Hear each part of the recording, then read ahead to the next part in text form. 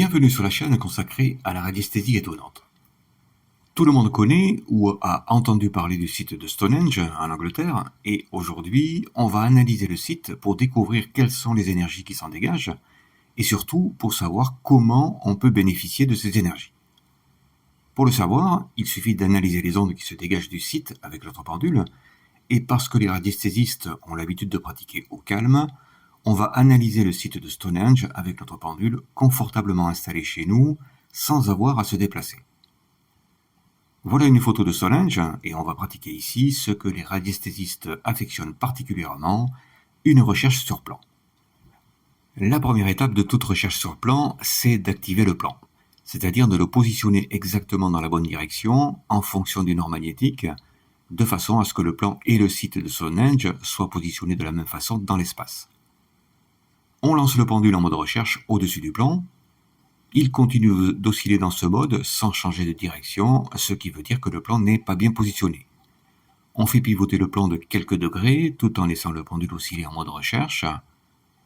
Et on continue de faire pivoter le plan jusqu'à ce que le pendule effectue un mouvement différent, quel qu'il soit, une rotation ou une oscillation dans une autre direction. Là, le pendule change d'orientation et oscille en direction est-ouest. C'est le signe que le pendule a capté une onde et que le plan est parfaitement aligné avec le site lui-même. Le plan est désormais activé et on va pouvoir travailler dessus exactement comme si on était sur le site de Stonehenge.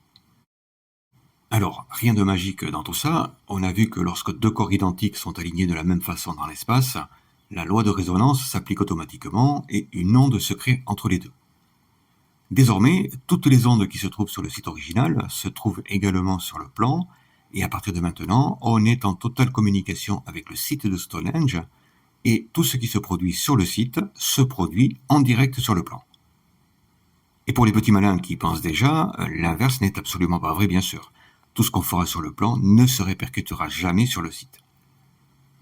À partir de maintenant, on peut déjà savoir précisément dans quelle direction se trouve le site de Stonehenge par rapport à notre propre position géographique.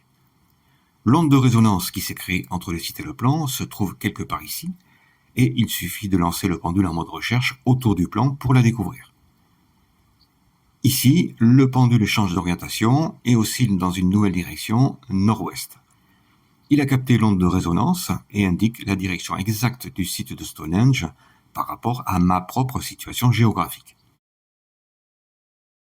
La deuxième étape consiste à savoir quelles sont les ondes qui se dégagent sur le plan, et on va lancer le pendule en mode recherche au-dessus en commençant par l'extérieur du site.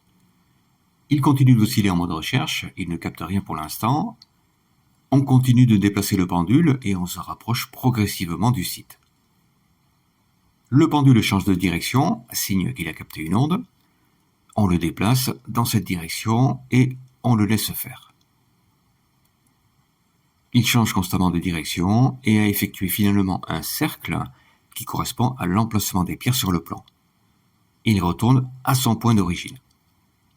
Alors les pierres qui sont alignées en cercle émettent une onde naturelle que notre pendule capte facilement, et on sait qu'un cercle, même simplement dessiné sur une feuille de papier, a une particularité, c'est qu'il empêche les ondes à l'intérieur de s'en échapper.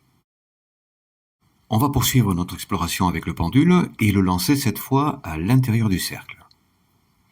Il change d'orientation, on le laisse faire.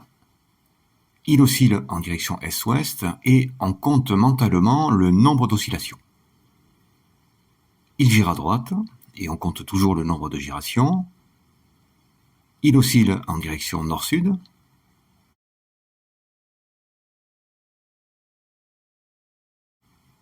Il gire à gauche.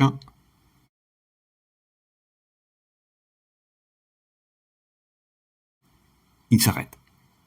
Le pendule a effectué ce qu'on appelle une série et il a effectué 13 fois chacun des mouvements entre oscillation et gyration.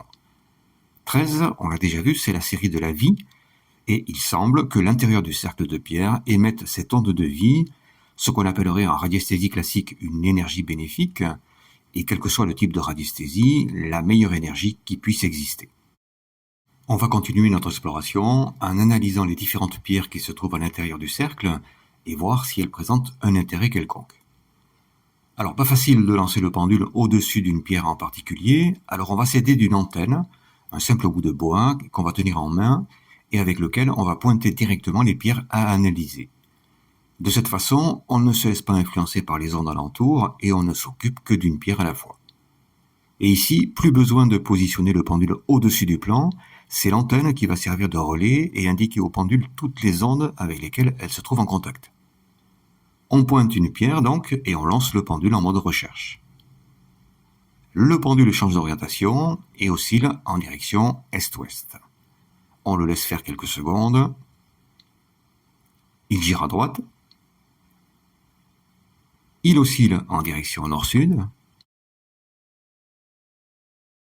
Il gire à gauche.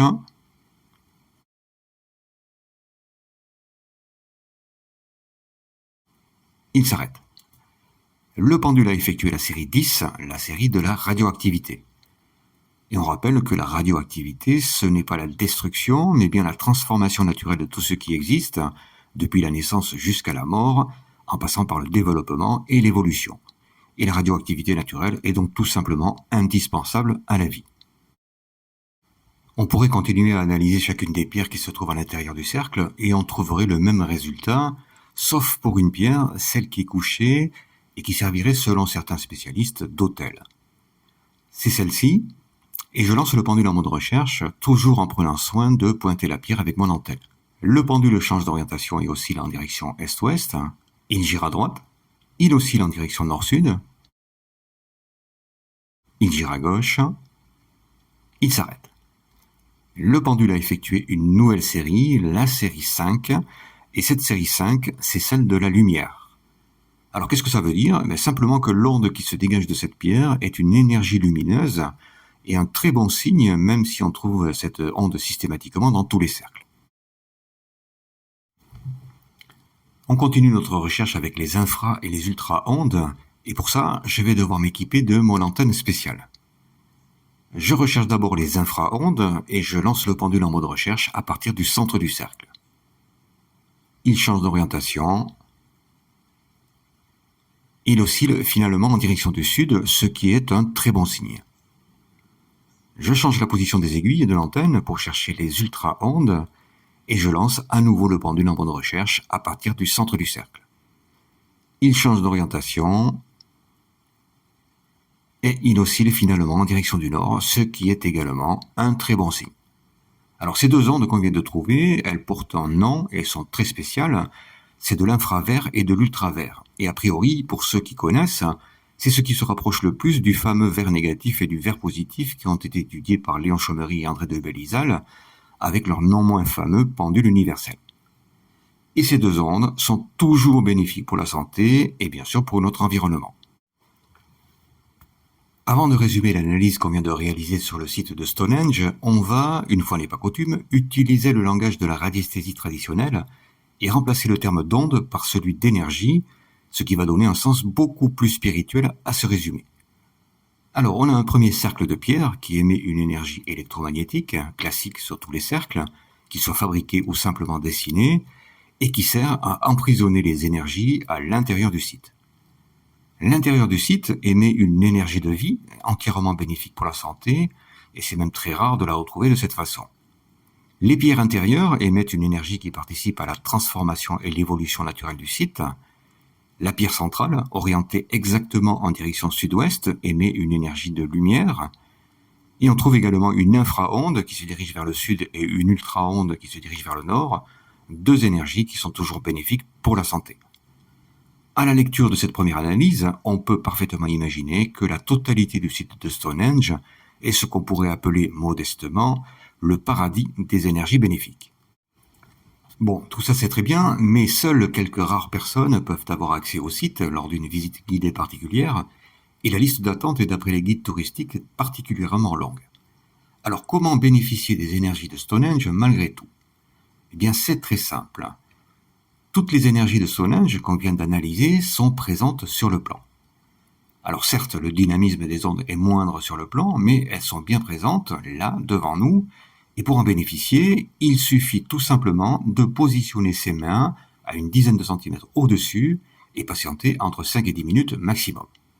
Alors maximum, parce que vous allez voir qu'au bout d'un certain temps, vous allez ressentir des picotements sur la paume des mains, c'est le signe que vous vous chargez d'énergie, Mais comme toutes ces énergies sont puissantes, vous allez vite comprendre que 5 ou 10 minutes, ça suffit largement. Alors rassurez-vous, il n'y a aucun danger à le faire, ces énergies sont les meilleures qu'on puisse trouver, et de toute façon, le surplus que votre corps va emmagasiner va se libérer tout naturellement dans l'atmosphère. Et bien sûr, comme d'habitude, une fois qu'on a fini de travailler, on n'oublie surtout pas de désactiver le plan, tout simplement en le faisant pivoter de quelques degrés seulement ou en le retournant. Le plus étonnant dans tout ça, c'est que cette représentation graphique des énergies de Stonehenge, une fois qu'on a véritablement terminé les recherches, montre une première zone en direction sud-ouest, qui représente un quart de cercle séparé en deux, avec une zone d'infravert et une zone d'infranoir et d'infrablanc. Et comme tout ce qui existe dans la nature est en parfait équilibre, on trouvera de l'autre côté une seconde zone en direction nord-est, parfaitement symétrique, avec les mêmes ondes, mais de polarité inverse. Ces deux zones sont donc en parfait équilibre autour du point central du cercle, et les deux quarts restants du cercle sont uniquement constitués de vide, ce qu'on peut découvrir en tenant le témoin du vide dans la main, le chiffre 545 qu'on a déjà vu. Au final, on a le spectre du site de Stonehenge, c'est-à-dire la représentation graphique par les ondes, et le plus étonnant, c'est que ce spectre ressemble étrangement à celui que Louis Turenne avait étudié il y a déjà un siècle, et qui représente une onde très particulière, l'onde Turenne. Encore plus étonnant, ce spectre serait également la représentation graphique exacte de la cellule humaine. Et en agrandissant ce spectre à l'infini, on pourrait très bien imaginer qu'il pourrait très bien être celui de l'univers lui-même. Merci d'avoir suivi cette vidéo, n'oubliez pas de ranger vos affaires et surtout de vous abonner.